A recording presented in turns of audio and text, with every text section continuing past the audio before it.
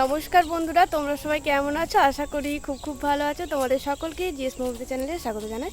তো এখন আমি সহ আমার পরিবারের সকলে মিলে রেডি হয়েছি, যাচ্ছি একটি নতুন জায়গা। এর আগেও গিয়েছি যদিও বা, আর এইবার মা বাবা ভাই এসেছে, ওদের সকলকেই নিয়ে যাচ্ছি। এই হচ্ছে মা আর বাবা। চলো যাওয়া যাক। যেতে যেতে তোমাদের জানাচ্ছি এখন আমরা সকলে মিলে কোথায় যাচ্ছি। আমরা এখন চলে এসেছি বাড়ির সকলে মিলে আন্দুল স্টেশনে।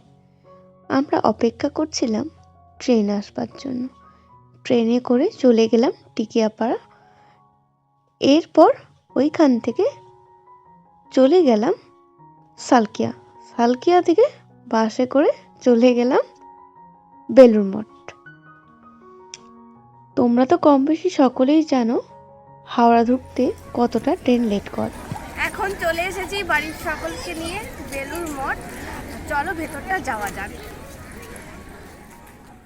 মঠে ঢুকবার মুখেই রয়েছিল পানীয় জলের ব্যবস্থা। সেখান থেকেই আমাদের খাবারের জলের বোতলটি ভরে নিলাম। জলটি শেষ হয়ে গিয়েছিল বেলুড় আসবার আগে। মঠে ঢুকেই তোমাদের সকলকে প্রথমেই দেখায় মন্দিরে, এরপর দেখায় মন্দিরের চতুর্দিকটি একটু ঘুরে। আর আমিও চলো ঘুরে দেখে নিই। শীত তো চলে এসেছে, আর শীতের মরশুম মানে ঘোরাঘুরি। তো আজকে যেহেতু 25শে ডিসেম্বর, সেহেতু দেখো কত মানুষের সমাগম ঘটেছে বেলুড় মঠে।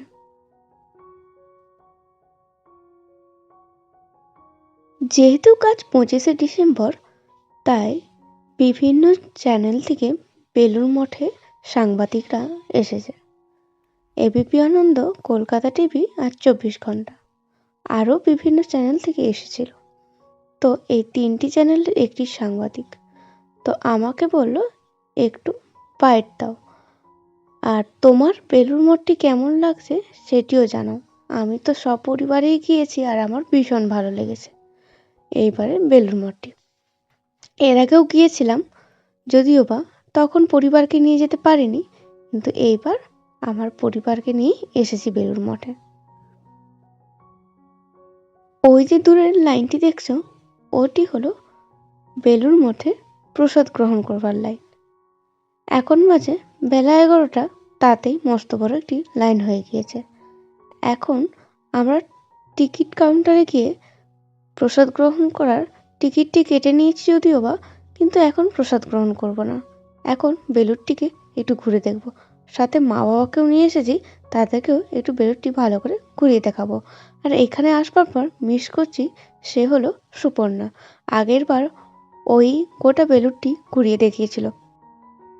সুপর্ণা আমার অনেক ছোটবেলাকার বন্ধু, আর ও বেলুড়েই গ্র্যাজুয়েশন টু MA কমপ্লিট করছিল এখানকার ইউনিভার্সিটি থেকে। যেহেতু ওর অনেকটাই জানা, সেহেতু আমি সকালে এসেই প্রথমেই প্রসাদ গ্রহণ করেছিলাম, বেলুড়টি ঘুরেছিলাম। তারপর সুপর্ণার সাথে দেখা করে প্রসাদ গ্রহণের পর আবার কিছুটা সুপর্ণার মেসেতেই কাটাই। তারপর সন্ধ্যা আরতি দেখেছিলাম, অনেকটা সময় গল্প করেছিলাম, তারপরে বাড়ি ফিরেছিলাম। আজ সুপর্ণাকে প্রচুর মিস করছি, ও থাকলে বেশ ভালোই হতো। দেখো বেলুড়ে কি সুন্দর সবজি চাষ করেছে, আর বেলুড়ের পাশেই তো গঙ্গা নদী, যেটি দেখতে অপূর্ব সুন্দর লাগছে। সবজিগুলো এখনো হয়নি, এই নতুন নতুনই চারা বসিয়েছে, আর কিছু চারা সবজির চারা বড় হয়ে গিয়েছে, সেটি একবার ঘুরে দেখে নিচ্ছি। আর বাবা মাকেও গোটা বেলুড়টি খুব সুন্দর করে ঘুরিয়ে দেখালাম, ওরাও খুব উপভোগ করেছে বেলুড়টি। এরপর আমরা দুজনে একটু হাত ধুয়ে নিচ্ছি, কারণ অনেকটি বেলা গড়িয়ে গিয়েছে বেলুড়টি ঘুরতে ঘুরতে। এবার যাচ্ছি প্রসাদ গ্রহণ করতে। প্রসাদে দিয়েছে খিচুড়ি আর লাড্ডু, একটু চাটনি। আমার চাটনি খুবই ভালো লাগে। আর এতে প্রসাদটা নিয়ে সকলে মিলে বসে গিয়েছি খাবার খেতে। এর আগের বারও প্রসাদ দেওয়ার বেলুড়ের নিয়মটি একেবারে আলাদা রকম ছিল, এবারের সিস্টেমটি একেবারেই আলাদা। 2বার এলাম, 2বারের নিয়ম। তো এরপর আমাদের খাবার খাওয়া হয়ে গিয়েছে, আর এখানে আমরা এখন হাত ধুয়ে নিচ্ছি। এখান থেকে আমরা আবারও একটি নতুন জায়গায় চলে যাব।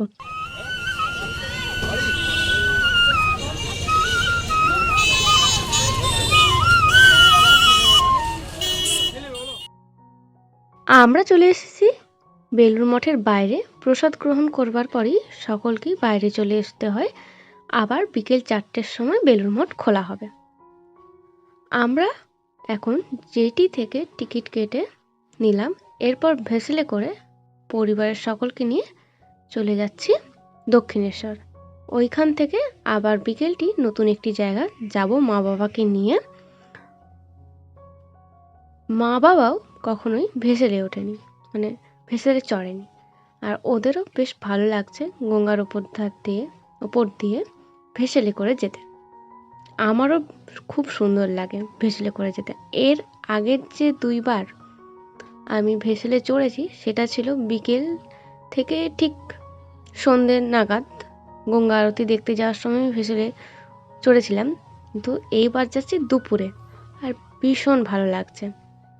ওই যে দূরে দেখা যাচ্ছে বেলুড় মঠ, তো আমাদের ভেসেল চালু হয়ে গিয়েছে আর গঙ্গার ওপর দিয়েই যাবে।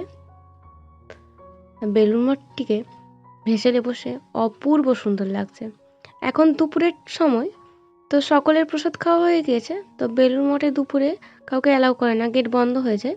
তো একেবারেই ফাঁকা, জনশূন্য বেলুড় মঠ। আর দূর থেকে কি অপূর্বই না দেখতে লাগছে বেলুড় মঠটিকে। এর আগের বার যখন বেলুড় মঠ এসেছিলাম তোমাদের তো জানালামই, আমার বান্ধবী সুপর্ণা এখানে পড়াশোনা করতো। তো এই দুপুরের টাইমটাতে ওর কাছে, মানে ওর মেসেতে আমরা দুজনে রয়ে গেছিলাম। ও বাড়ির লোক আসবে এই পারমিশন নিয়েছিল মহারাজের কাছ থেকে। তো ওর মেসে দুপুরটা কাটিয়ে দিই। এরপরে সন্ধ্যা আরতি দেখি, আরও বেলুড় মঠে মিউজিয়াম বলো, এই ধরনের সমস্ত জায়গাগুলো নতুন নতুন একটু ঘুরি। ইউনিভার্সিটিতেও ঢুকতে অনুমতি করে আমাদের, যেহেতু পরিবারের লোকজন এসেছে এই পারমিশন নিয়েছিল। ইউনিভার্সিটিটাও খুব সুন্দর, একদম সাজানো গোছানো, অপূর্ব সুন্দর। তো আগের বারে সুপর্ণার সাথে অনেকটা টাইমই কাটিয়েছিলাম, এবারে ওকে মিস করছি। যেহেতু দুপুরের টাইম, তো আমরা বাবা মাকে নিয়ে কোথায় যাব, তাই ভাবলাম যে আমরা একটা নতুন জায়গায় ঘুরতে চলে যাই। তো থাকবা এতটা টাইম বেলুড়ে কীভাবেই কাটাবো, তো এই জন্য দুপুরবেলায় মা বাবাকে নিয়ে বেলুড় থেকে আবারও একটি অন্য জায়গায় চলে যাচ্ছি। সেইখানটাতে আশা করি মা বাবার ভালো লাগবে। বেলুড়টাও ঘোরা হয়ে গেল, মিউজিয়ামটা দেখানোর ইচ্ছে ছিল আমার ভীষণই। ওইখানে অনেক কিছুই সংরক্ষণ করা আছে, কিন্তু ওটি বিকেলের টাইমেই খোলে, সকালের টাইমে খোলেনি। পরের বার যখন মা বাবাকে নিয়ে আসবো বিকেলের টাইমেই নিয়ে আসবো, যাতে মিউজিয়ামটা ওদেরকে দেখাতে পারি।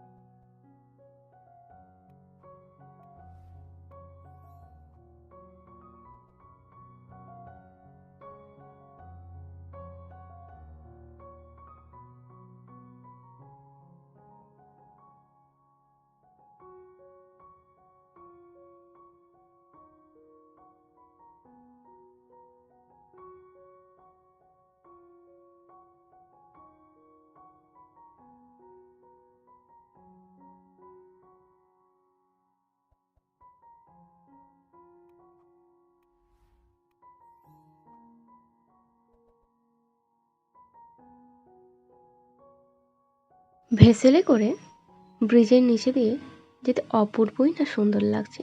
এর আগের যতবার ভেসেলে চড়েছি, এর আগে কিন্তু এইভাবে আমি যাইনি, আর এইটা প্রথমবার। বেশ সুন্দর লাগছে। আমরা প্রায়শই চলে এসেছি দক্ষিণেশ্বরের জেটি ঘাটে। জেটি ঘাট থেকে মার মন্দিরটা অপূর্বই সুন্দর লাগছে। এইবার আর মার মন্দির যাব না, অনেকটাই বেলা গড়িয়ে গিয়েছে। আমরা মা বাবাকে নিয়ে নতুন একটি জায়গায় যাব। এর পরের বার যখন মা বাবা আসবে তখন মার মন্দিরে পুজো দেব। তো ব্লগটা এখানেই এন্ড করছি। দেখা হবে আবারও একটি নতুন নেক্সট ব্লগে। সকলে সুস্থ থাকবে, ভালো থাকবে। এখনের মতন টাটা।